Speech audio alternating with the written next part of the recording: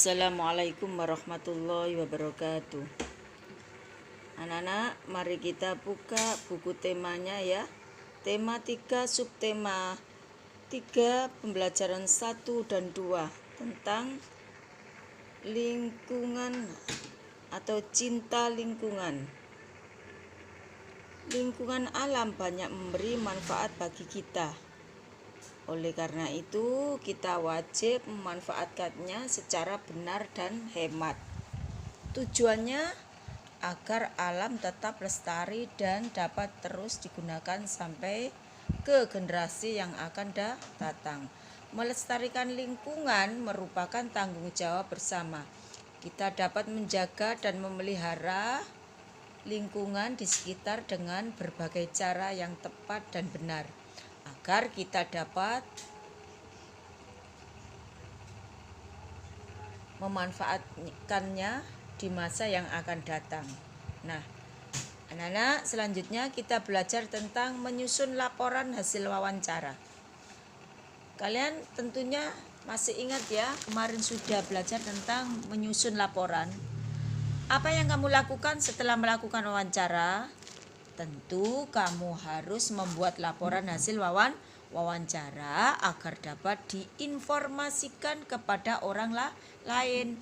Nah, bagian-bagian yang terdapat dalam laporan hasil wawancara: 1. Mengenai topik wawancara, 2. Narasumber, 3. Pewawancara, yang keempat waktu dan tempat, sedangkan yang kelima hasil wawancara, yang keenam kesimpulan. Itulah bagian-bagian yang terdapat pada laporan hasil wawancara. Kesimpulan dapat ditulis agar pembaca mengetahui gagasan akhir dan dari akhir kegiatan. Artinya, hal-hal yang dapat diutarakan setelah kegiatan wawancara berakhir. Nah, kesimpulan sebaiknya ditulis dalam bentuk paragraf. Selanjutnya anak-anak, kita belajar tentang pemanfaatan sumber daya alam hayati. Sumber daya alam hayati merupakan sumber daya alam yang berasal dari makhluk hidup. Makhluk hidup terdiri atas manusia, hewan, dan tumbuhan. Sebagai manusia, kita perlu merawat hewan dan tumbuhan. Dengan merawat hewan dan tumbuhan berarti kita telah mencintai lingkungan. Kita juga mendapatkan banyak manfaat jika merawat hewan dan tumbuhan dengan baik. Nah, anak-anak, selanjutnya kita belajar tentang kepedulian terhadap kelestarian sumber daya alam dan lingkungan. Kita hidup dan tinggal di sebuah lingkungan.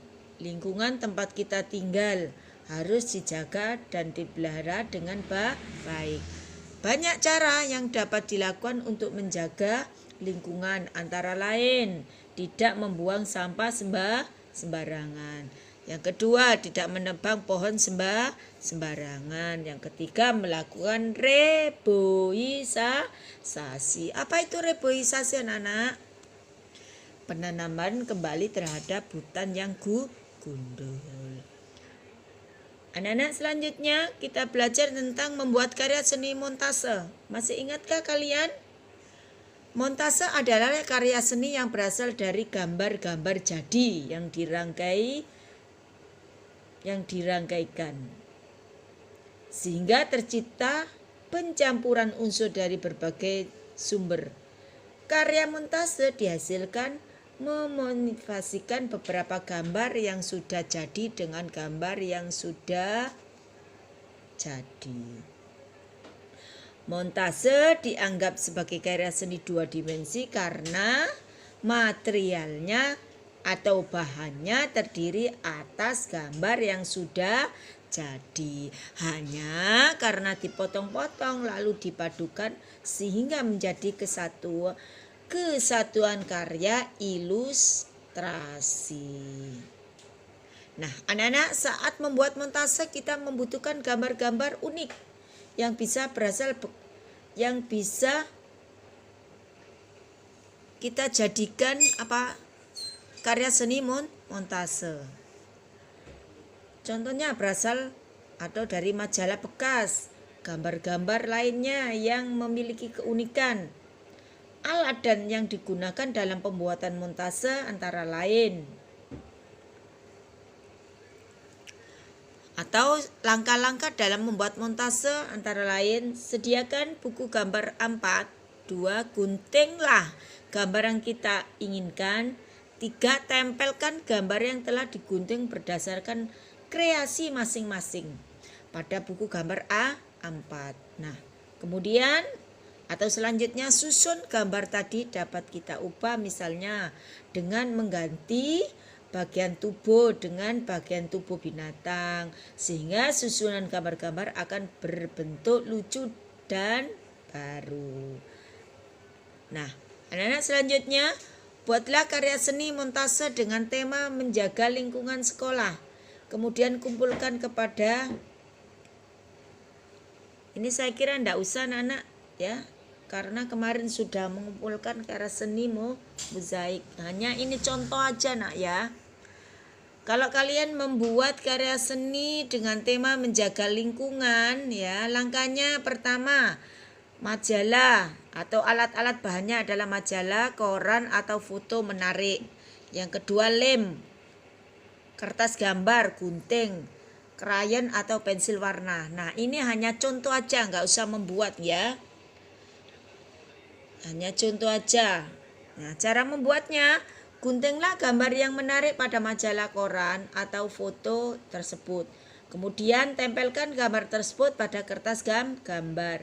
Setelah itu tempel gambar yang dapat sehingga kamu dapat menambahkan arsiran pada gambar tersebut menggunakan krayon atau pensil warna.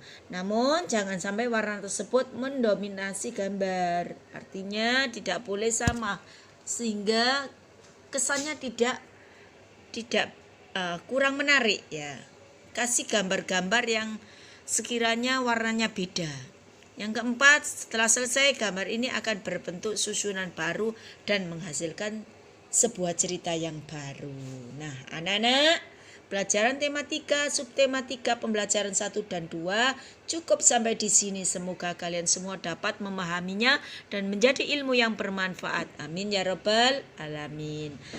Tugas kalian mempelajari lagi agar lebih paham. Saya akhiri, wassalamualaikum warahmatullahi wabarakatuh.